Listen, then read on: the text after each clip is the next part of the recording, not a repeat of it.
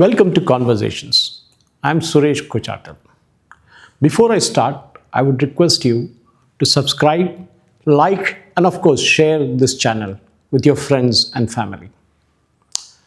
Union Finance Minister Nirmala Sitharaman tabled the economic survey document in the Lok Sabha on Friday, the January 31st, which is today. According to the survey, India's FY26 GDP growth is expected to be in the range of 6.3 to 6.8% amidst global uncertainty.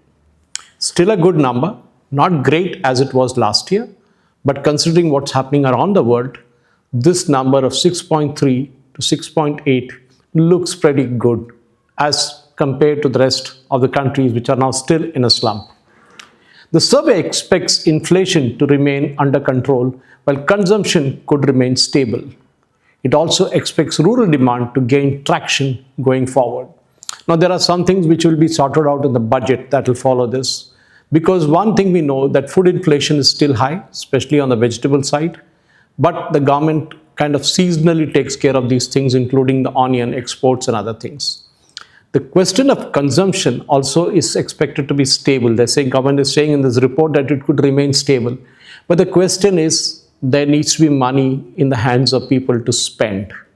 And this is where we are expecting a lot of incentives to come in by the way of the government in terms of the income tax, especially for the salaried class. We know that in India, just 1 to 2% of people pay income tax. That is roughly about 2 crore of the 140 crore population. But that's a very small number. But this 2% actually contributes 27% to the government's revenue stream. So imagine 2% of the people in Bharat are giving the government 27% of the total revenue that they're getting. And the rest of the kind of 98% contribute only to the rest of it. Of course, every person in this country pays taxes indirectly or directly. We know that GST is a major component, and everyone who buys anything from a soap to a shoe to a car pays GST. Anyway, let's go forward from this and look at other aspects of the economic survey. In fact, the economic survey of 24-25 has come within a short span of 6 months from the last one, because we saw that the last one, after the elections were held, the last survey was presented in July 2024 by Nirmala Sitharaman. In fact, this is going to be her 8th straight budget, which is a kind of a record actually. And of course, after the general election were held and the Modi government was sworn in, Nirmala Sitharaman tabled the economic survey then for 23-24 on July the 22nd. So there was a very short time of say 6 months, and then we have another economic survey that has just come up today. The economic survey, many people ask, and especially students who ask me, what is an economic survey all about? Well, it's a document that provides a detailed analysis of the economy with specific focus in certain sections. It is divided into 2 parts. The part A evaluates the economic performance, highlighting the fiscal trends and macroeconomic indicators, whereas part B analyzes the socio-economic issues such as education, poverty, climate change, along with projections for the GDP, growth, inflation, and of course, trade. So there are 2 parts to the economic survey, part A and part B, and that is being analyzed in detail as I'm speaking to you today. As per the convention, Nirmala Sitharaman has tabled the economic survey, which we saw today, which is a kind of a pre-budget detailed state of the economy document, which is usually presented a day ahead of the union budget. And in this case, FY 25-26 economic survey, key takeaways. What are those key takeaways that we need to look at from this particular one? I already spoke to you about the GDP fact, which is 6.3 to 6.8. And we're talking of consumption should be stable, rural demand could pick up. Well, these are all assumptions, by the way. They may or may not come true at the end of it, which we'll know only by end of next financial year. The survey also pointed out that despite the global uncertainty, India's real GDP of 6.4% in FY25, as a per first estimates, which is now just coming in fact, that is what is remaining, and remains close to the decadal average. So average-wise, if you look at the entire decade, more or less 6.4% is staying kind of in the same range as was indicated. As for the survey document, all sectors are performing well. Well, for me, this is a big thing because we are still assuming that certain sectors are not doing well, especially the manufacturing sectors. But the agriculture sector still remains strong, consistently operating well above the kind of trend levels that we are talking about. The industrial sector has also found a footing from the pre-pandemic days which we saw, and it's picking up, but it's still there, a long way to go. The robust growth in the recent years has brought the services sector to trend levels. India is basically a service sector economy. China is a manufacturing sector economy. Huge difference. We have a lot of catching up to do with China, not just us, many countries in the world need to do that. The survey also points out that the retail headline inflation, which we talk of, kind of softened at about 5.4% in FY24 to 4.9% in April-December 2024 due to various government initiatives, monetary policy measures, and other things that happened. The Reserve Bank of India also had gotten to action, as we saw recently, and therefore that kind of softening has happened out there. The survey also noted that the supply chain disruptions, extreme weather conditions, and of course consequent reduction in harvest in the agriculture sector were the key factors driving India's food inflation. Well, we know that two parts to it. One is the vegetable inflation, one is a kind of cereal inflation that is actually happening. So two things. Well, on a paddy-wise, rice has remained stable and wheat has remained stable, but the other factors, which is the perishable sector, is seeing a lot of churn that is happening there. The survey also highlighted the consistent decline in the gross non-performing assets ratio in commercial banks. This is a big thing. I mean, let me admit it. What Chidambaram had messed up, what Manmohan Singh had messed up in their 10 years of UPA 1 and 2 has been cleaned up to a large extent. We all know the famous Indian bank scandal and Kuttuvalakku Gopalakrishna, whatever his name was, a gentleman's name, the chairman of the bank. I mean, it was mess. India's NPAs were hidden by the banks. Just some window dressing was done to show everything was good. But now the government had cracked down over the last at least 8 years now, and the NPAs are now strictly under control. People might complain that the banks are still not lending as they should lend, but then the point is we should look at the banks' NPAs also. The banks need to be stable. The government has been pumping in a lot of money into the banking system, which again is getting a lot of criticism from economists who say there's not a right way to do it. Let the banks find their own money. But then somebody has to fund these banks, because at the end of the day, they have priority sector lending, especially to the agriculture sector, which is kind of not paid. And the governments, like we have in Telangana and other states, keep writing off these bank loans, and the banks don't get the money back in time. It's a big cycle that goes on and on and on. So banks need recapitalization, which is what is happening. Now, according to the survey, India's gross foreign direct investment, which is again a big thing for us because we know what's happening in the neighborhood in Pakistan and Bangladesh. So FY25 increasing from 47.2 billion in the first 8 months of FY24 to 55.6 billion in the same period of FY26, which is a year-on-year growth of around 17.9, or I think around 18% that comes to it. In fact, highlighting the significance of the deregulation in achieving the goal of Viksit Bharat. The economic survey, in fact, indicates Economic Survey 2025 exhorts and even says that India's modern growth, medium-term growth actually needs to come from a context of global realities. We look at the geo-economic fragmentation, China's manufacturing powers, and strategic dominance. The survey also underscored that India's growth rate for the next decade requires a large investment in infrastructure. And we are seeing that happening already, especially in terms of the highways, the seaports, airports that are all being built up. But there still needs to be a huge amount of infrastructure that needs to be funded.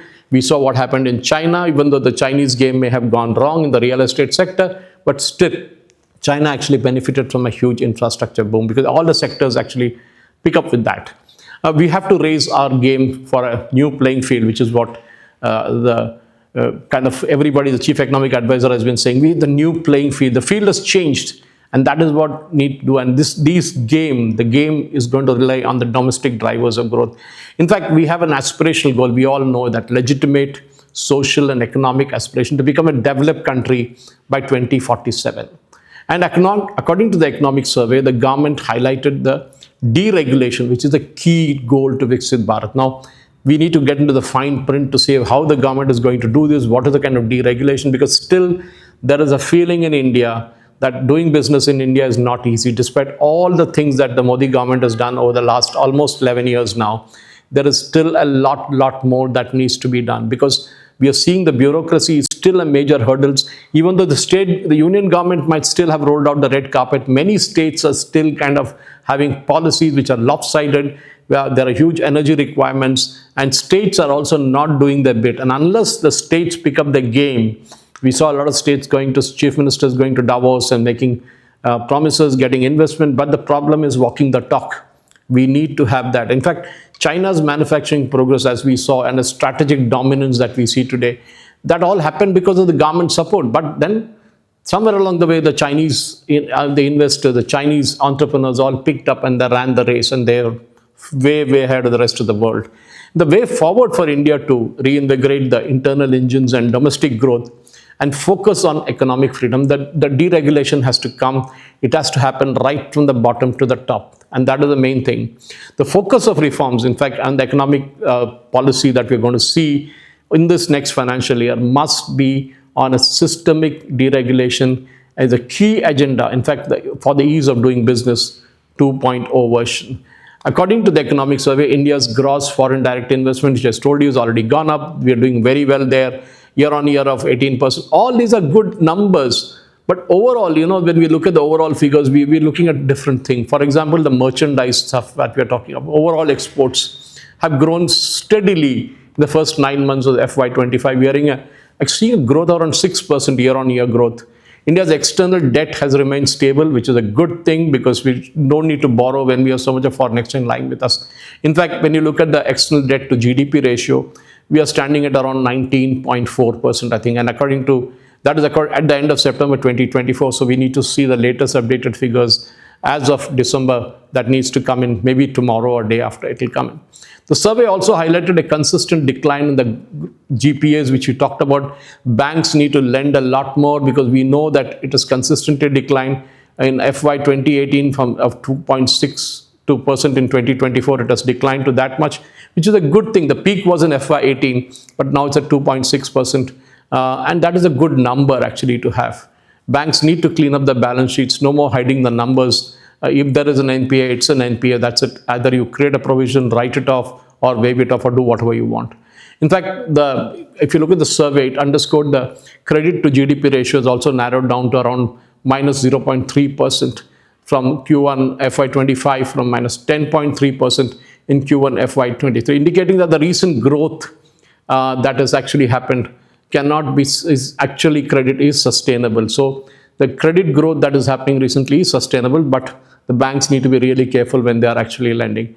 India's insurance market, on the other hand, continues its upward trajectory with a total insurance premium growing around 7.7% in FY24, reaching 11.2 lakh crores. So it's a huge amount of money. The pension sector has also seen a significant growth, with the total number of pension subscribers growing by 16% year on year as on September 24, according to the economic survey.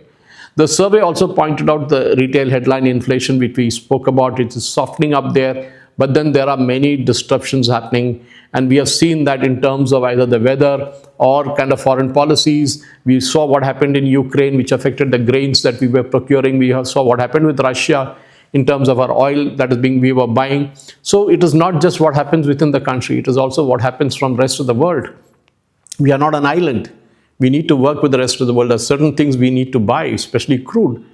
No matter what we are doing on the side to ensure that we get into more of solar energy and other renewable energy, we still need to import a lot of crude oil. But we need to kind of reduce the dependence on that. We need to do a lot more things. President Trump may say drill baby drill because he's got shale oil in the US. He can still do it. He cares a damn for the environment, but then that's it. He says that's good for his country. So be it.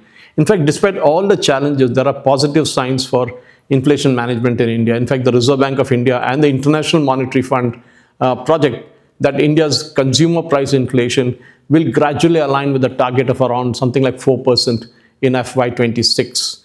Now that we know what our economy looks like and the road ahead has been indicated to a large extent through the economic survey, let's wait for the union budget to be presented in the Lok Sabha. We will then know what really are the numbers all about. What's the government policy, especially with a huge middle class population in India looking forward to a break in the income tax figures because we need to have spending. The middle class needs to have money in their hands to spend, and spending will actually again get the industry up. It will provoke a lot of spending when there's disposable income in the hands of the people, and that itself will perk up the economy and take it to a next higher level. Nirmala Sitharaman has a lot of things on her plate. Many people go on social media and criticize her. Let me just tell you that it is not her budget. She is presenting a budget for the government of India, especially under the advice of the Prime Minister and the cabinet. So it is not Nirmala Sitharaman and writing her own budget. No, it doesn't work that way. She puts everything together, takes it to the Prime Minister approves it, the cabinet approves it, and then it is presented to the Parliament. So ladies and gentlemen, wait. Let's see what happens with the budget, and then we'll take it up from there. Thank you for watching. Jai Hind.